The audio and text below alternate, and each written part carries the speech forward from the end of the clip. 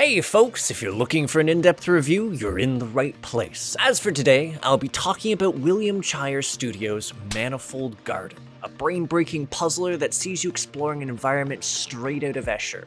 But was this experience a surreal treat, or did this homage to MC feel empty? I'm your host Arlyeon, let's find out together. In the beginning. Yeah, no, I got nothing. Really, the closest I can come to describing the plot of this game is the following. You're in a weird fractal world, go solve puzzles so you can cultivate a garden and go deeper. The end. This isn't even hyperbole either, given that the ending doesn't provide a sudden burst of insight that would otherwise contextualize your journey, being that it's more of a weird, trippy experience that I'm still not going to spoil. And while technically there is an alternate route you can undertake in defiance of the garden cultivation aspect, the outcome to that doesn't really do much for you in the enlightenment department either. Which means the meat of the game is solely tied to its gameplay, an element which is elegant in its simplicity and yet absolutely diabolic insofar as its execution.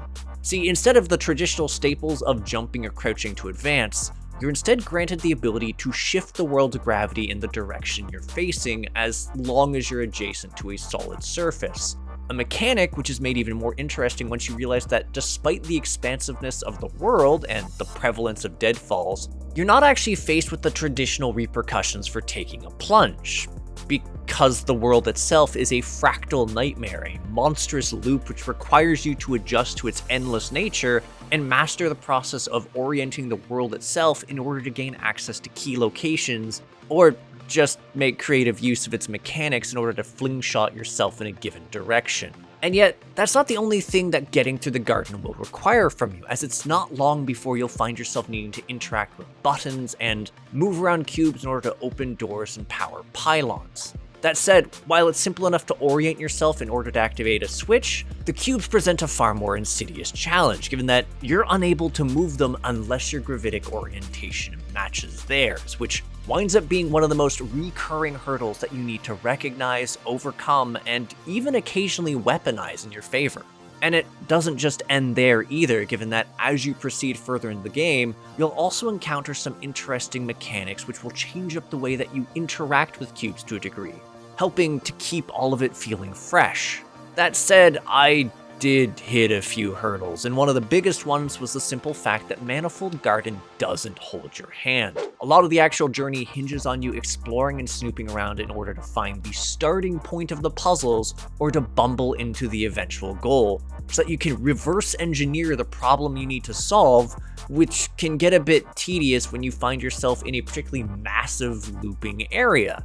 Notably, I actually got myself stuck just after the first area because I acquired the first seed I needed to progress through the game, but failed to realize that after planting it in a tree, I actually needed to retrieve it again. A mishap that then led to me entering the next area without the item I needed to advance, which then devolved into a lengthy bout of wandering aimlessly in a smoke-covered hell, unsure of what I was supposed to do. Which was made especially painful once the realization had dawned on me that the vast looping nature of the world made it incredibly difficult for me to orient myself and find my way back to that entrance. Thankfully, once I reset the game, it became a bit easier to correct the mistake I'd made, but even then, there were more than a few puzzle segments where I found myself simply hurling myself into the void so I could spend a few minutes falling into nothingness and soaking in the world in order to get some idea of where I was supposed to go. And given that some objects only really stick out and gain color when you're facing the correct orientation, there will likely be some times where you're simply left milling about. And also, while I understand that you can't just pile cubes into an inventory space in order to preserve the puzzles themselves, I will confess I was a bit annoyed that you can't even stack similarly colored cubes on top of each other and just carry the bottom one, which led to a few lengthy segments of ferrying cubes back and forth across vast spaces when I found myself encountering some of the increasingly complex puzzles in the game, one at a time. And all of this, by the way, ties to the alternate secret path, which challenges you to advance without cultivating the garden, like I said. What's notable about this challenge is it doesn't simply provide you a few small slices to solve differently. It actually leads you down an entire alternate route of puzzles to conquer with unique challenges which you'll never encounter during the main story, with a fair number of them also being some of the lengthiest, both insofar as scale and the sheer amount of block fetching and orienting that you'll need to do. I got fairly deep in until I reached a puzzle with a green and yellow cube, and after dropping the green cube into an absolutely terrible position I couldn't realistically retrieve it from in a timely fashion, I ultimately called the run. Suffice to say, this set of conundrums had crushed my hope. It also did a pretty good job of triggering the occasional headache, mostly because Manifold Garden does an excellent job of building an infinitely looping world, something which is incredibly dizzying to deal with due to both the occasional sequences of rapid-fire reorienting you'll have to do, as well as the vertigo-inducing drops and infinite expanses you'll be staring out into. Don't get me wrong, it is intimidatingly impressive and utterly gorgeous looking as a game, with some genuinely interesting bits of space to explore. That said, every time I stepped into yet another super vast segment, I found myself feeling a weird bit of dread. Something which feels almost at ends with its soundtrack, since that's by and large fairly soothing. Mostly, because there are moments where the only thing that accompanies you is sound effects, and there are a few that are a bit uncanny if you dwell on them too long. In any case, if you've taken the plunge this far, I imagine you're wondering what I thought about the game as a whole, and ultimately, despite the hiccups and the occasional bits of time spent wandering in frustration, I did like it a great deal. It provided a distinct and challenging experience that kept me thoroughly engaged throughout the journey, even if there were occasional hiccups where I found myself struggling to figure out where or how I was supposed to proceed.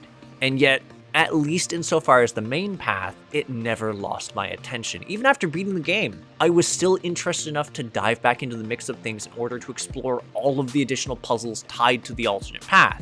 Admittedly, this is where I hit my wall, as the labyrinthine nature of this route left me wandering for vast stretches of time, unsure of where to find the solutions needed to finish things off.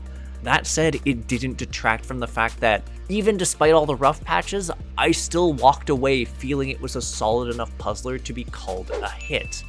Especially if you're a fan of something like Antechamber, I think you will find something here. Still, I do have to mention, if you have vertigo, issues with motion sickness, dizziness, or epilepsy, this game is not going to be the friendliest experience for you. And this is one of the most frustrating puzzle games I've played in recent times if you're the sort of person who's low on patience. Anywho, thanks for tuning in. If you agree, disagree, or just have something to say to me, feel free to comment. And if you enjoy my efforts to create new indie reviews, interviews, and gaming content, hit the subscribe button and the bell. For the Discord savvy folks, there's a link to my community, the Crit Hit Cauldron, in the video description. And to my Patreons, you can support me and the other members of Crit Hit, and also get a sneak peek at some of the videos that aren't currently released on the YouTube, and even yell at me in the secret Discord channel or just on the Patreon to go and cover whatever game you want me to see tackle next. There's also a link to my Twitch, by the way, if you want to see me get dunked on in indie games live, but I'm currently taking a bit of a break from that. TLDR, I'll catch you on the next episode of Crit Hit. Take care till then, folks.